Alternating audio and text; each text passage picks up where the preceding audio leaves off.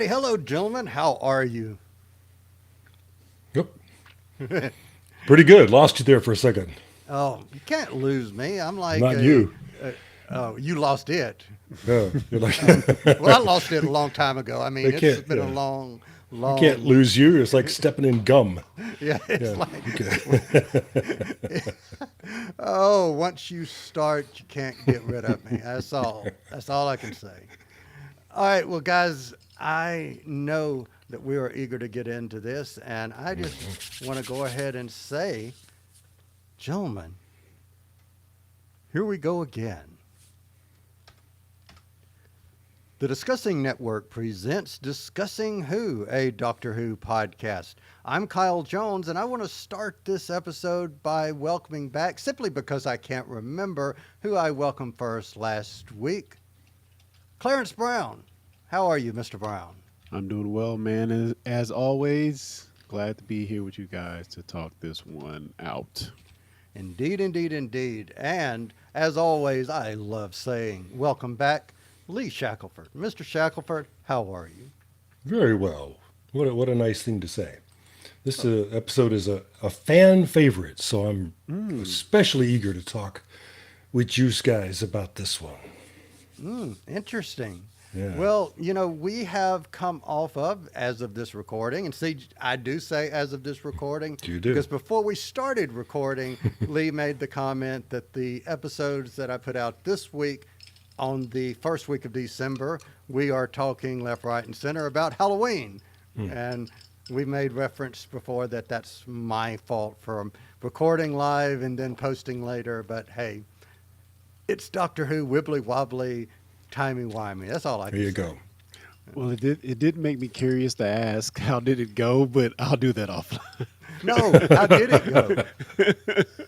And what we're referring to, if you're listening or have listened to our episode featuring the review of Countryside, we're talking about Lee's impending at that Oh. time Halloween decorations. And That's in the right. next episode, just FYI, we're talking about the fact that it's 2 weeks or 2 days, before Halloween. So how Yeah. did it go in hindsight? Wow. Yeah, it was for us. It was quick.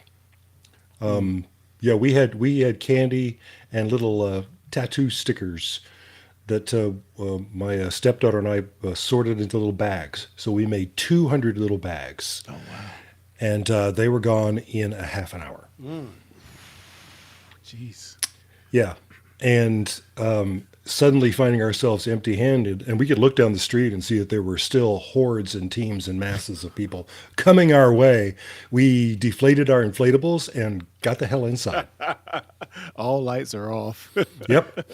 So is So- there a signal that you give to people to let them know, this is all trick, no treat? Yeah, you turn the lights off. Okay. And yeah, nobody. It was just getting dark then, so that worked. But yeah, before the sun went down, yeah. Yeah.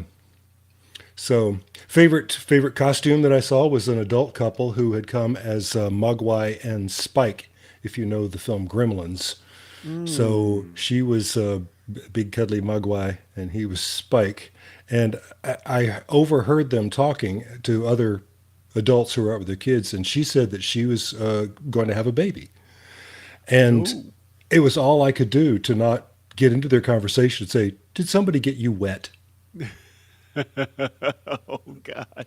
Which only makes sense if you know the film Gremlins, and it's really a hell of a thing to walk up to a stranger and say. So I'm glad that better sense prevailed and that I stayed out of it. This is But still, so they were great. Torchwood. Yes, This is that's such so. a Torchwood conversation. Yes. Indeed. Just trying to set the tone here. Indeed. But Well- talking about our wibbly wobbly thing, I think as things worked out, you released our review of Countryside right at Thanksgiving. Thanksgiving, yes, the weekend after Thanksgiving. Right. Which I and- think is the season when it aired, right? That was, I think so I mean, too. was yes. that was Torchwood's Thanksgiving episode. Yes. Yummy. Yum. But tonight is, if I'm remembering right, their Christmas episode. Ah, Yeah. Effectively. Well, you always have the release dates there, so maybe you know. Well, yep, we will be getting into that. But Clarence, Okay. you made a reference, since we're referring to this review of Countryside, you messaged after I put that out and said, Kyle, you were in rare form. Explain. You Explain to were, the audience what you mean by that. I think the cow corniness was on what 9,000 Yeah, in that it's, episode. It definitely was. Yeah, it was up there, man. It was up there. Yep. Dad jokes everywhere. Yep. I did say at the beginning that I had had a lot of caffeine, that my brain was on fire. And all I can say to wrap that up and move on is, my friend, you really got your just desserts in that episode. Yum. Yum.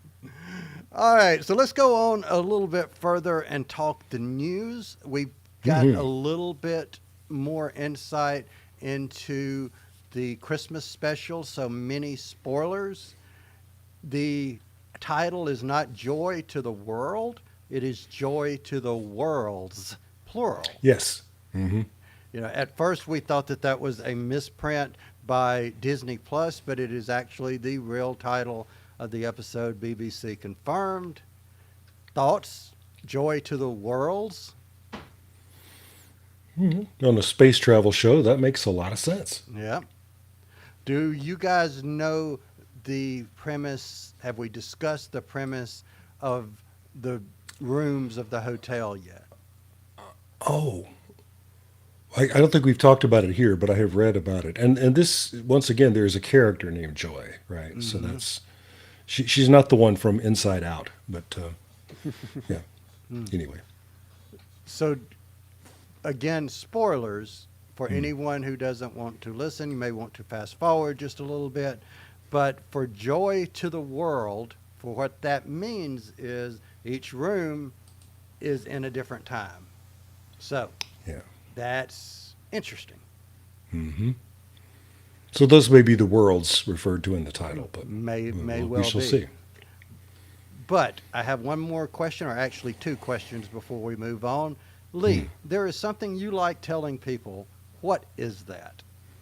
I like to tell anybody who's listening, we know you got other things you could be doing, and we really appreciate your being here and spending this time with us. We'll try not to disappoint. All right. And Clarence, there is something you also like telling people, and what is that? I'd like to issue a call to action saying that you can support the show by subscribing, leaving a review, or telling a friend.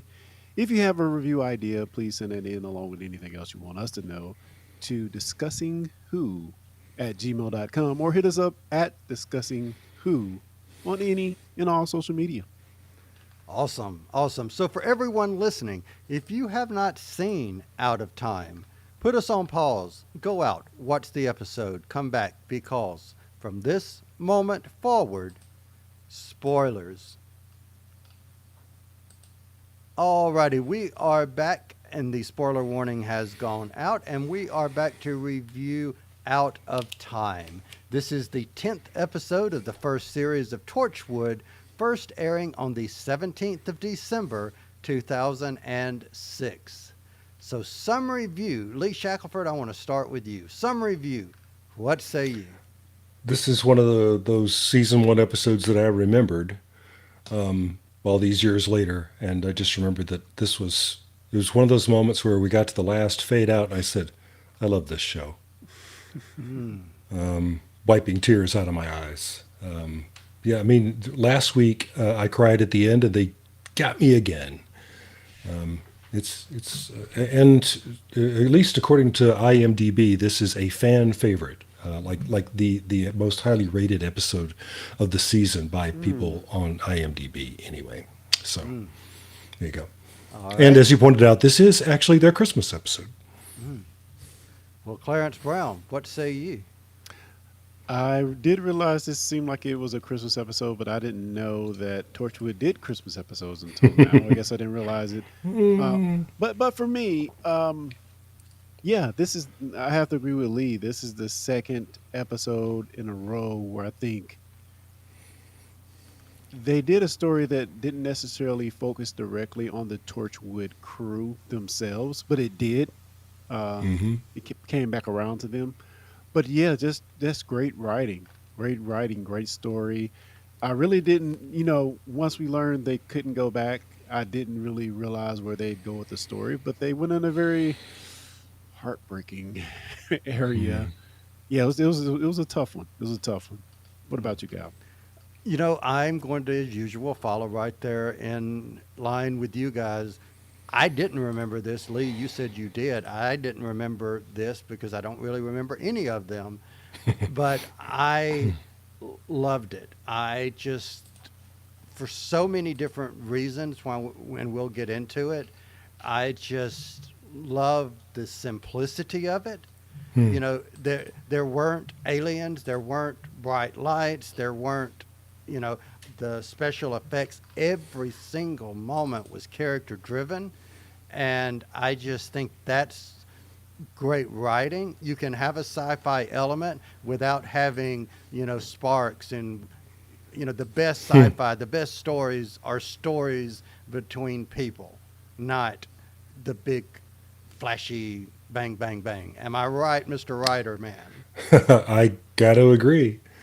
I mean, one of the first things that happens in this episode is Gwen says of the trio, at least it wasn't a spaceship full of aliens, letting us know that's not what this is. Yep. Mm-hmm. But Jack says that might have been easier. Mm. Mm. So we're still in sci-fi. It doesn't have to come from outside our planet. It's just and this is going to be problematic, and Jack knows what's coming. So I'm So, going to do things a little bit differently tonight, mm, and this is for everyone listening. I want you to kind of understand how we're going to pair and talk about this particular episode. So what I want to do first is talk about the concepts here, and then we at the end will take each individual traveler's story and talk about that. So the first thing that I want to do is talk about the emotional and cultural impact of time travel. What I yeah. mean by that is this is something we don't often think about or talk about in Doctor Who, at least in this detail, and mainly how companions cope after returning. Now, this, of course, is different, but we see an impact of these people in 1953 being routed to 2006 as the present was at the time.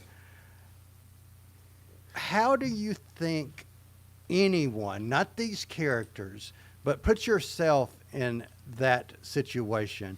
How does one cope with going from 1953 or 1919 or 2024 to 40 or 50 years in the future? And Clarence, I'll start with you. How does someone cope with that?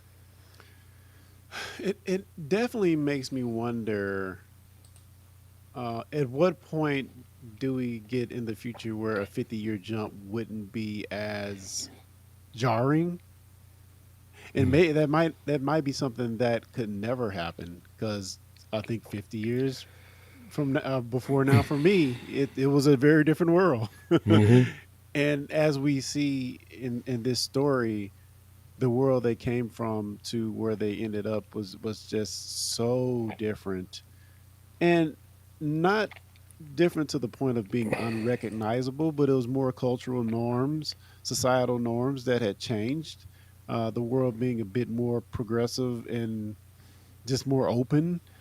Um, and again, it makes me wonder, like, at what point in the future could you go up 50 years and it not seem as Mm. crazy?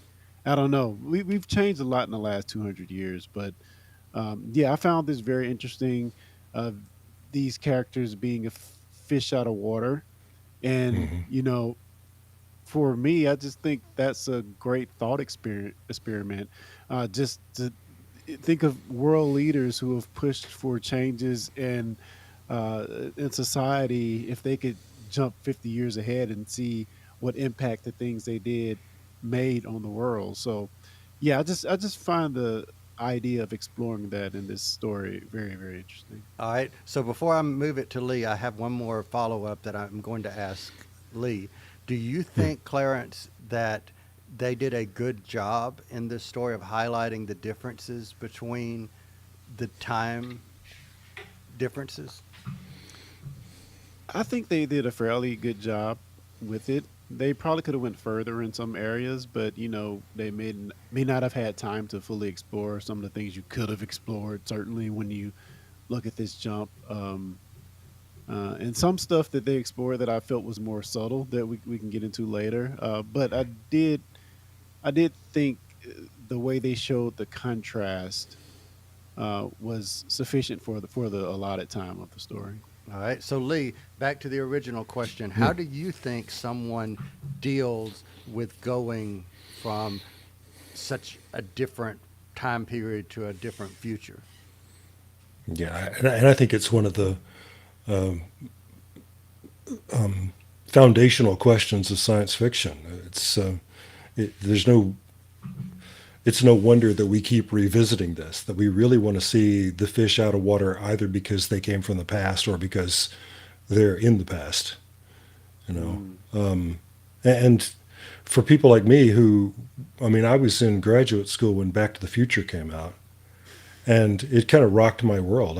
Even though I have experienced lots of other time travel stories, I was just intrigued by all the ideas in it and the cultural separation between 1985 and 1955. But now more time has passed between the release of that film and now than the Yeah. the time between that Marty traveled back. Yeah. So now 1985 is the alien country. Because I look at that film now, and the present day depicted in that film has got telephone booths with telephone directories, and he's got a VHS tape in his camcorder that they've carried with him, and just on and on. And so I think a lot of people, that film is already inaccessible to them. They don't know what the hell's going on in it. What is that thing? Why is he doing that? How did he get that? So it's yeah, because that is a world that we knew that it existed. It's gone. So the second question yeah. part of it is, do you think they did a good job in highlighting those differences? I always appreciate this when it's done really well. It's one of the things I admire so much about the film Time After Time, which, again, that's a film from 1979, so a lot of it now is very dated, but it's got H.G. Wells coming from the 19th century, and suddenly he's in 1970s San Francisco, where everything is kind of bewildering. He's super smart, fortunately, but even he has trouble just figuring out how things work. And that's what would happen to any of us if we got jumped 80, 90 years into the future. We'd probably be pretty lost. And just culturally, I think, the big smoking kills label on the cigarette pack. And Diane says, "What's this?" That's just a cute little scene. It's 1 second long. That tells the whole story right there. What's this? What? Yeah. What? And they don't do, you've often said, Lee, show me, don't tell me. Right, sure. That is a perfect example of showing. You didn't have 2 minutes of, but you can't smoke because of cancer. And the audience blah, blah, blah. knows. Yeah. Right. So we can cut right away from that and understand she is in a different world. So what I like, and I'll answer the first part about how does one cope.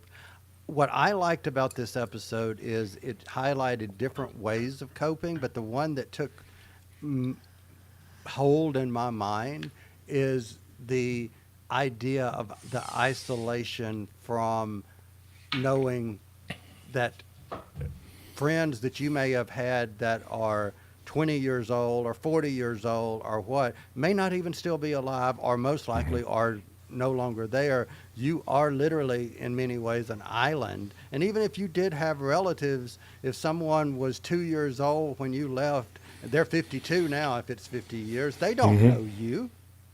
You're That's a right. stranger for all intents and purposes. You're a story that you've heard about. Right. You're that guy that disappeared, 50 years ago. There's no emotional ties, blood be blood, or what. There's absolutely no emotional ties there. Yeah.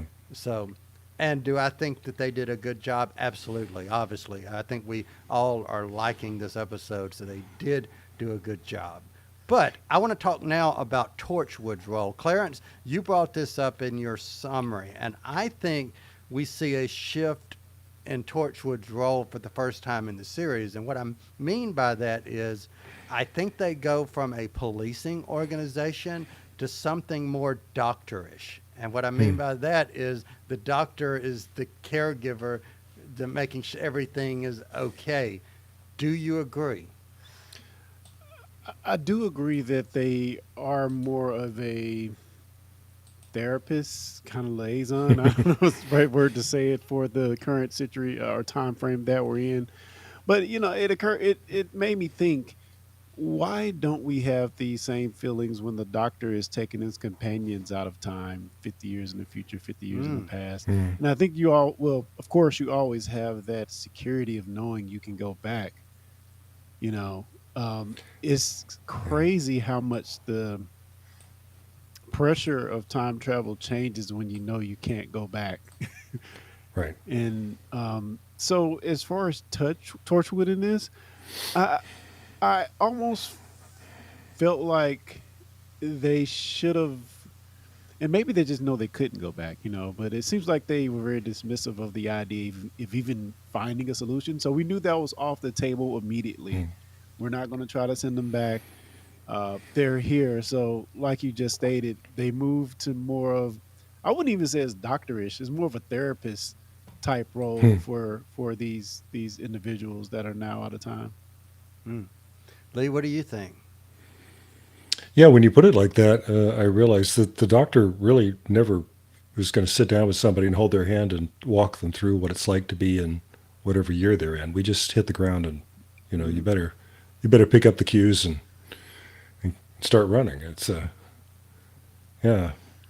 So they're really going way out of their way to help get these people landed. Yeah. I'm thinking back to something the 13th Doctor said when she first took Yaz, Ryan, and Granddad, Graham. on. She said something to the effect, and I'm paraphrasing, that when you leave here and when you come back, you're going to come back as different people. Yeah. And that's technically not what we're talking about, but in a way it is, because Right. it is Right. changing to them, but they ultimately get to go back. And I wonder if that is one of the reasons subconsciously that the companions have such an attachment to the Doctor. Because one of you just said, and I think it was you, Clarence, that said the thing about being trapped in the past or trapped in the future. You know that if the Doctor is gone, think of Ruby in 73 Yards. If the Doctor is gone, you don't Yeah. go. Nope, you're stuck with it. Mm-hmm.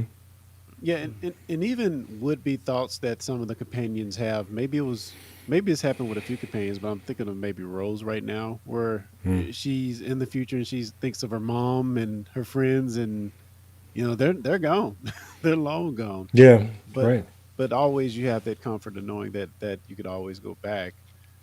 So the Doctor doesn't have to deal with I guess the stress, the mental anguish, or of having to live without your loved ones. But to kind of lighten that mood, as soon as they say, oh, we're millions of years in the future and they're gone, he says, hand me your phone, and says, call your mom. Yeah, Yeah. true. Yep. So, but let's talk about somebody who literally couldn't call his mom and in many ways couldn't call his son. And I want to talk about John's journey. In my opinion, John struggled the most out of the three. Lee, why do you think he struggled the most? Or do you agree that he struggled the most? Yeah, I do think so. And I wanted to say a word before properly answering your question about the structure of this episode. That three is the magic number of drama, and I think that's why you've got to have three people, plucked from time. And so then this script, a brilliant script by Catherine Trugetta, by the way, it's going to deal with those three people in pairs. So we'll immediately have Gwen and Emma and Jack and John, which may be a little bit of a surprise, and Owen and Diane. And my only complaint about that, because it really works, my only complaint about that is no Tosh. Anyway, No Yanto. no Yanto, yeah. But we're still not sure if that's, anyway. There's just not enough time. But anyway, but it would have broken the threes, and it really works very well, as it. But I missed Tashiko in this story. Anyway, John, played here by Mark Lewis Jones, and I think just brilliant. It's a roller coaster for this guy, and I just think he's one of those conservative, black and white thinking Britons who just says, the way my parents got through the war and everything is because we just knuckled down and we did it. You learn what the situation is and you just do it. But being transplanted at a time means that he's got to be flexible. He's got to accept things that he hasn't accepted before. And he's just not prepared to do that. And I don't.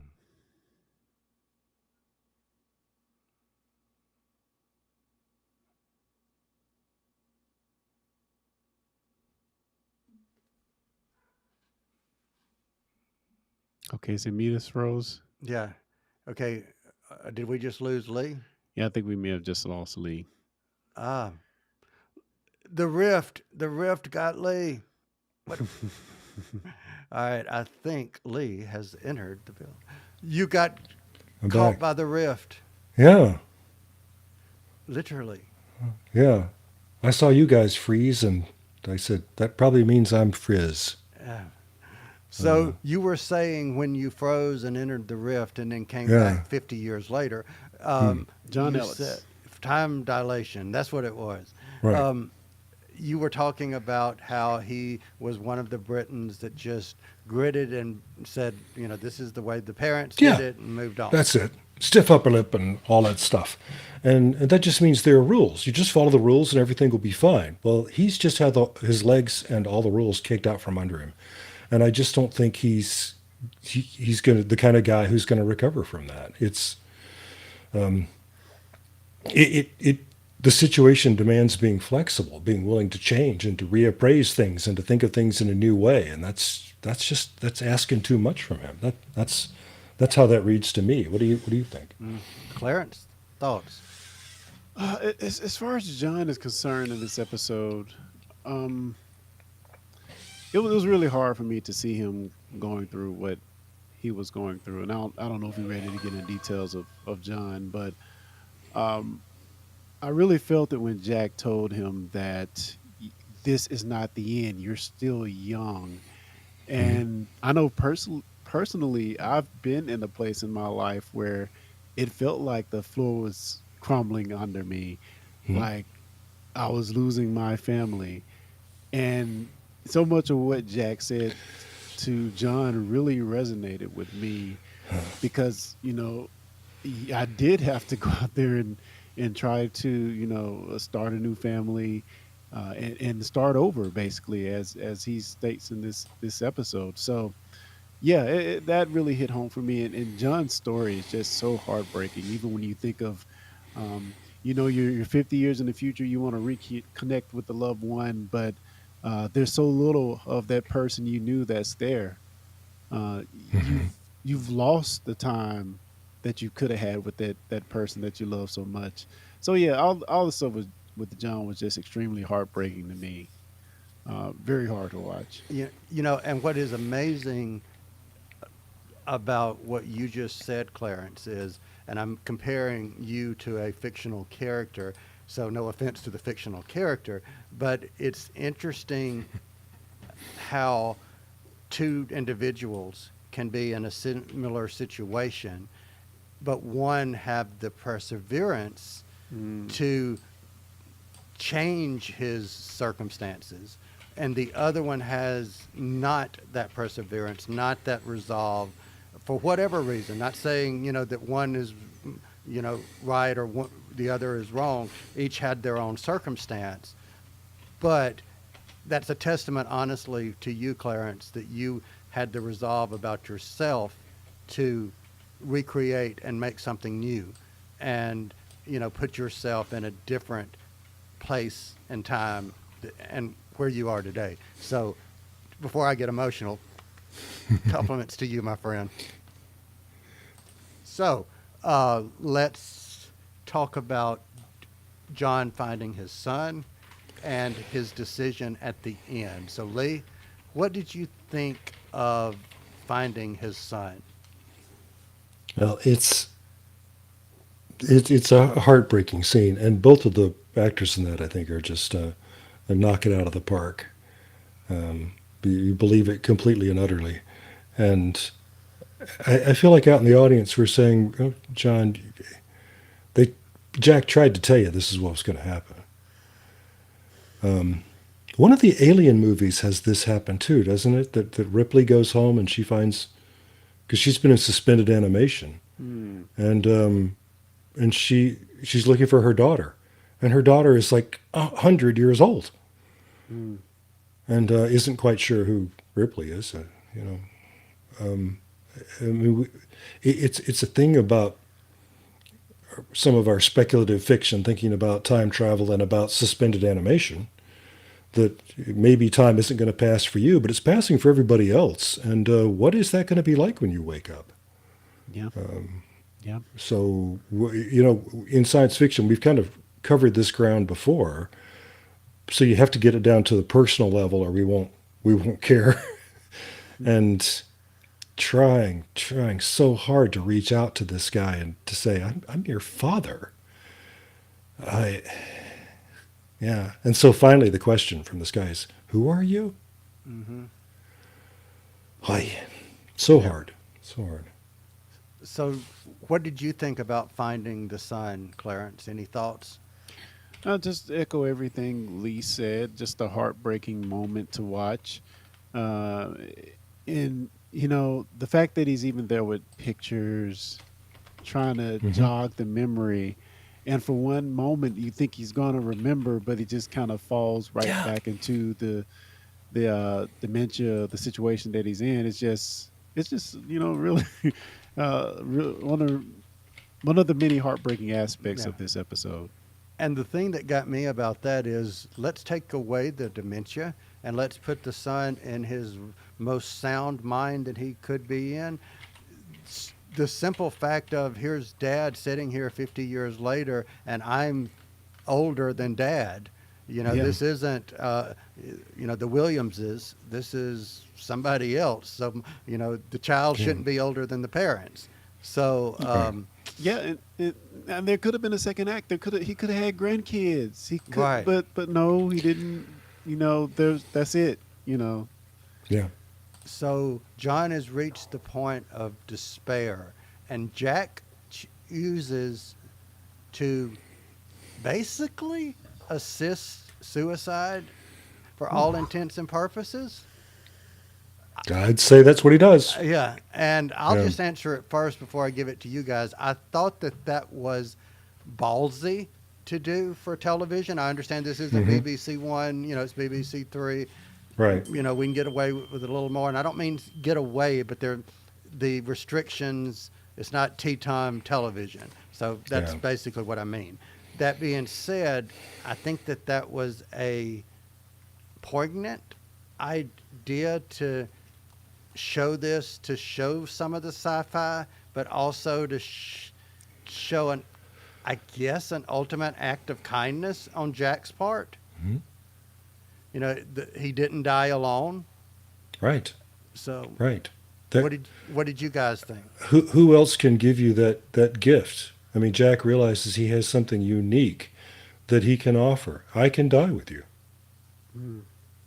I can do that. I can be here with you every minute. I can hold your hand. Isn't that amazing? Yeah. That's a gift. Yeah. All right, so let's move on from the grim and from the dark and get a little bit brighter. We see Diane's journey. And with Diane, we focus on a side of Owen, I think, that we've never seen in previous episodes. Let's talk about Owen. Literally, we see him in ways we've never seen him before, quite literally. But Yeah, my note was in this episode we get Owen being everything that you might hope he would be. Yes. So that's my point. That's my question, and I'll point it to you. Does this Yeah. paint him in a different light? And if so, how and why? Well, I think it does, but what's brilliant about the writing and the performance, I'm really coming more to appreciate Bern Gorman as in this rewatch, that it doesn't seem like a different character. That doesn't seem like it doesn't have continuity with the Owen that we've seen before. He's not. This isn't just him being weird. This makes sense. But so he's as surprised as we are. He's really, really after another casual sex experience, and the unthinkable happens in this episode. He falls in love with her, Yep. and we have to be cheering it, from the sidelines here, but we also have to be going, "Oh, this is not going to end well." Oh, Owen. So yeah, I think it's beautiful, but oh boy, is this going to be bad. So, Clarence, what did you think? Does this paint him in a different light for you? Like Lee said, it didn't necessarily change his character, but if you play long enough, you might get played sooner or later. It's like that. It's like that John Mayer song "Assassin." Mhm.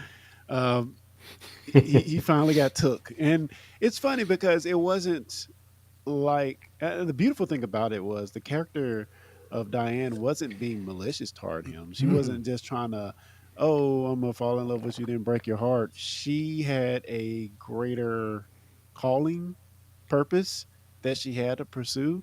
So I love the fact that it wasn't. He didn't get his heart broken just off of some stupid BS. It Mm-hmm. was Diana really pursuing something she felt in her heart that she had to do.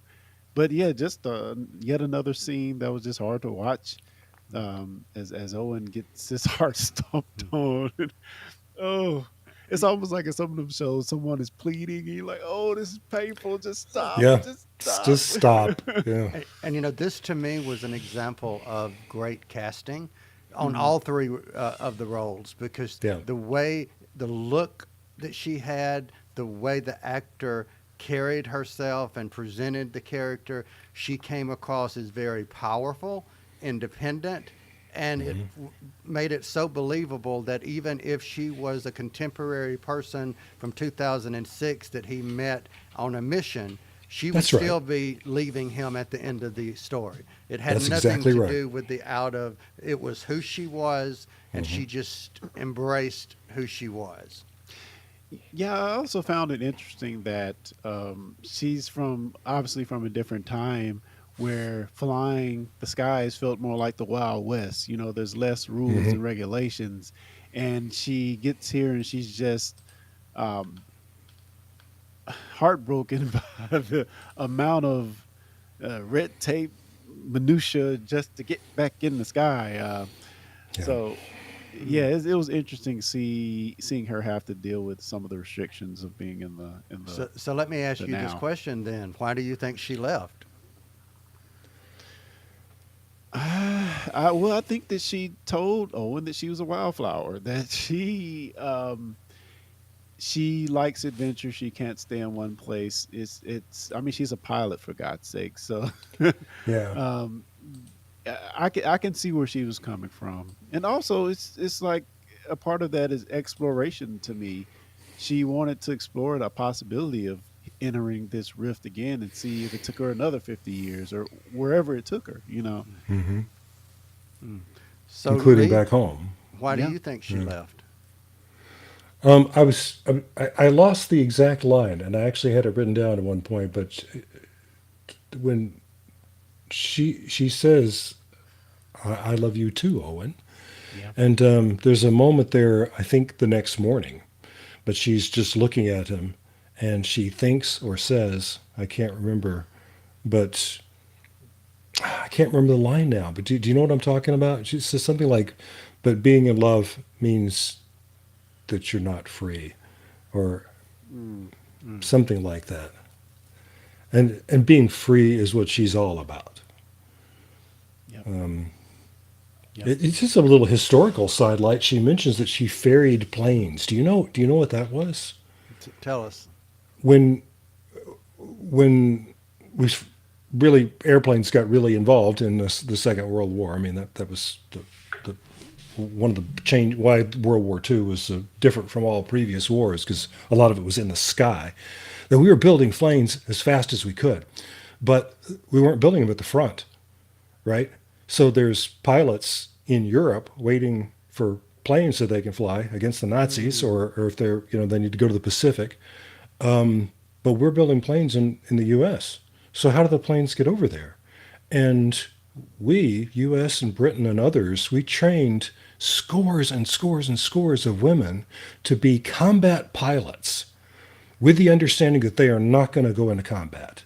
But what they're going to do is to fly these planes that have never been flown by anybody else before to the air bases where they can be taken by men who will fly them into combat. But that means these women had to know everything about these airplanes, and to be able to fly them transatlantically, and all kinds of, knowing that they're targets. They're like, it's like to get shot down as anybody. So, and it's one of those stories from history that we just don't talk about. That there were these extraordinary women who, after the war, were forgotten, utterly forgotten. Many of them were able to continue being pilots, and so she's one of those ladies. She's already done it. She's already been there, and and then this sort of, she would have been in combat if they would have let her. Well, somebody that wouldn't have been in combat would be Emma.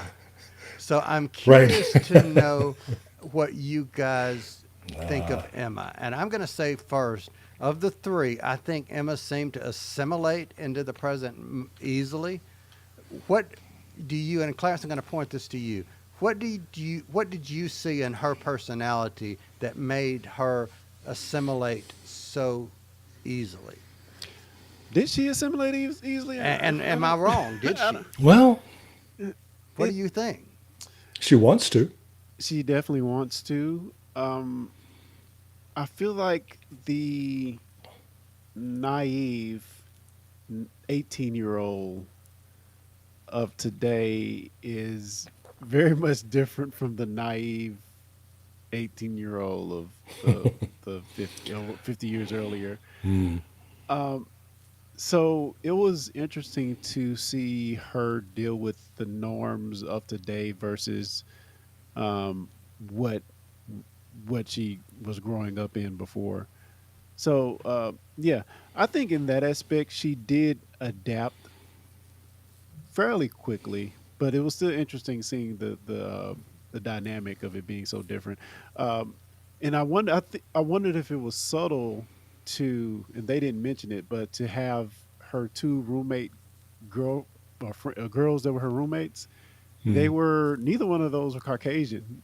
Yeah. Yeah, and they didn't even really mention it. I was like, oh, that's another subtle change she probably had to deal with. Now she's roomies with people of color. Yeah. Yes. So I found that interesting. But yeah, I think she did do fairly well. But again, you had Gwen having to tell her that a lot of the innocence of her prior time is gone. The world is much more, or sexuality specifically, is much more free and open. And it was interesting to see her have to deal with that as an 18-year-old, but also on the flip of that, seeing Diane being very much sexually progressive, or at least once she opened up to Owen, from what Emma was. All right, Lee, what do you think? Do you think she assimilated easily? And if so, what did you think about her personality made her do so? Well, if my thesis, and I'm thinking this out as I'm saying it, if my thesis is that John is just too old and too set in his ways, too old in his mind, to change, then Emma has the advantage of being young. She's more of a blank slate. And yeah, she must already be more forward-looking than John. Because I hadn't thought consciously about it until you said it, Clarence. But yeah, she suddenly gets the two brown girls coming in like they own the place, which they're renters too, right? So, but there is a little moment there. But her big thing that she's goggling at is the fact that they're putting the tea bags whole into the teapot. You know, she's been tearing them open and pouring the tea leaves in. So she doesn't. What are you girls doing in here? And so quickly they're friends, so they're all sitting on the sofa talking. So, you know, and Emma gets right into the nightclub life. And Reese and Gwen both feel like, hey, you don't know what you're messing with here. I don't know if that's true. Yep. I I agree. anyway, because Gwen and Emma have this really charming sex talk, and Gwen is sort of telling her what the rules are, and I got the feeling from the way it's played, as Emma's like, yep. Thanks for this. I'm gonna go back to that nightclub now. Well, honestly, Lee, piggybacking on what you said, I think this was a choice by the writer to show someone who, because of age or because of circumstances with John, who was set in his ways and was rigid and not changing.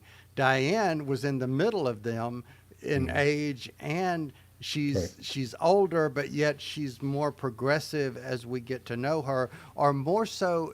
Maybe what we take away from Diane is just because she's from the 50s doesn't mean she's a prude. And not saying people were prudes in the 50s, but put yourself as an 18-year-old, and you have somebody telling me, where your parents always told you that you don't wear this out and you don't wear this and you don't kiss a boy or a girl or whoever on the first date and blah, blah, blah, blah. That doesn't matter anymore. Right. We threw all that out. Yay. At 18, you're going to be going, yes, Yeah. And I wonder also how much of how we envision the 50 years ago, the past, how much of it is actuality versus rose-colored glasses. Yes. And the fact that we had a motion picture code that greatly limited what could be depicted on screen. Yeah. For most of us, that's all we know about the 40s and 50s is what we saw in these movies that were made under the the don't kiss too long kind of Hollywood code, Yeah. No, there are a lot of people. There were a lot of unexpected pregnancies in the 50s, and don't pretend like there weren't. Yeah. And and there's so much rolling around in the sheets in this episode, and so much just talk about sex. We know we're going to see somebody's naked butt before it's over. Yeah. We just don't think it's going to be Reese. And while we're sitting here talking about time differences and whatnot, let's not forget that we're right at 2025. This aired in 2006. We are 18, almost 19 years, almost 20 years past the airing of this episode. Right. Yeah. So one more thing before we get into our favorites. I categorized each person having a different reaction, and I want to know what you guys think. I say that one embraced, which of course is Emma, one rejected, which is John, and one removed, which was Diane. What do you guys think of that? I think that's fairly accurate. Yeah. All right. Yeah, I think it's a good way of putting it. So any other topics, gentlemen? Any other items? I would say assimilated. Assimilated. Assimilated, yeah. I would hate to let pass this moment of Eve Miles acting. She just has the most wonderful face, the most remarkably expressive face. And in their little sex talk, Emma's trying to make all this make sense, and she understands that while Gwen may have had sex with other people, Reese is the one, and that's probably because sex with him is better than it is with the others. And we just get this quick look at Gwen's face, like, oh, yikes.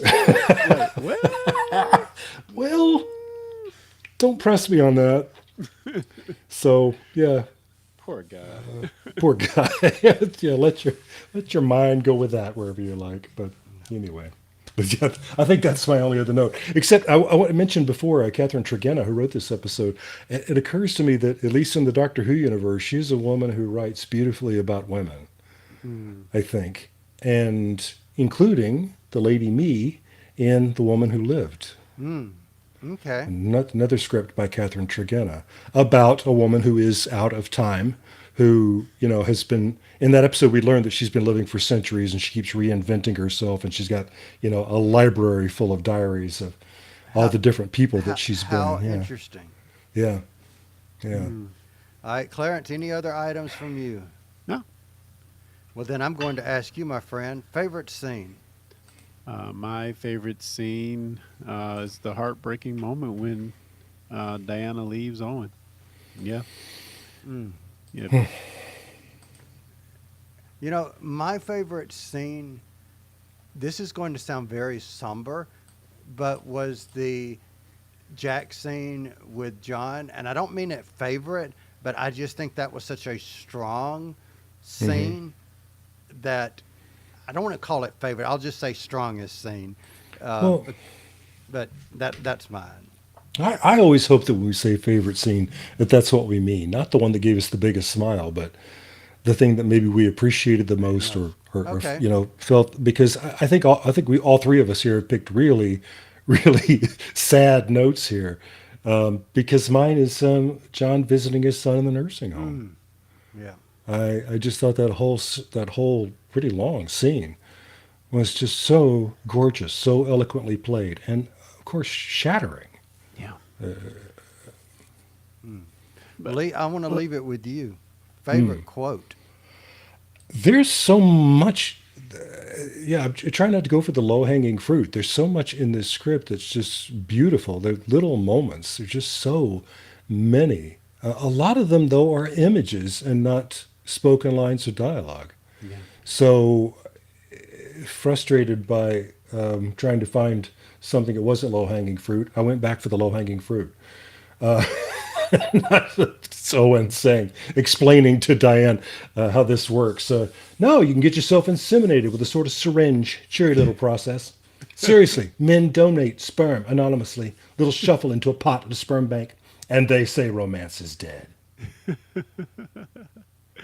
All right. So, Clarence, what about you? Before I give mine, I want to say and I just thought about this when Lee was talking, but we did not mention the fact that in some way John was able to do what Jack could not.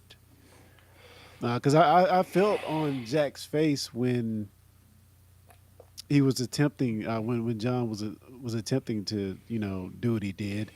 It almost felt like a tinge of jealousy that I'm out of my time as well, as I think is what he says, and he just keeps on living. And when you don't want to go that way, it's just black. There's nothing. Right. So Yeah. it Stay felt like here. a bit of jealousy on his end of having the opportunity to not go on. Right.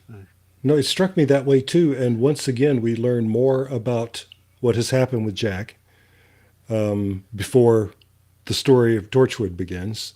So, and in the moment, it felt like he shared that because he had to. He had to tell this guy that for those reasons. Like, no, I do know what it's like. I do. All right. So, favorite quote. My favorite quote is, again, Diana and Owen. Diana says, "Do you have a girlfriend?" Owen, "No."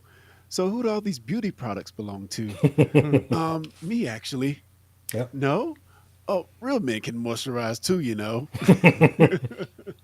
All right. He's not wrong. Mine is from Gwen, and she says, maybe it's not the place that's wrong, but the time. I really, really like that. So, final rating. Clarence, I'm going to go back to you. Final rating. Oh, man. I'm going to give this... I'm going to give this 5 people out of time out of 5. Yeah, I love this episode. I thought these last 2 episodes have been fantastic. So I really love this one as well. All right. Lee, final rating. Same feelings here. I capping it off is how much I love that airplane. So I'm giving it 5 de Havilland Gypsy 6s out of 5. All right. I'm going to give it 5 automatic doors out of 5. Yeah. I thought that was really, really Yeah. cool. And all the candy you can want. And all the candy you can want. Yes. All right. I really love this episode, guys. I enjoyed it. I'm glad you guys enjoyed it. It was a very, very good episode. And for everyone listening, thank you for listening. Thank you for being here. If you're watching it on YouTube, thank you for watching. We appreciate you, as Lee said. And as always, we will be back next time.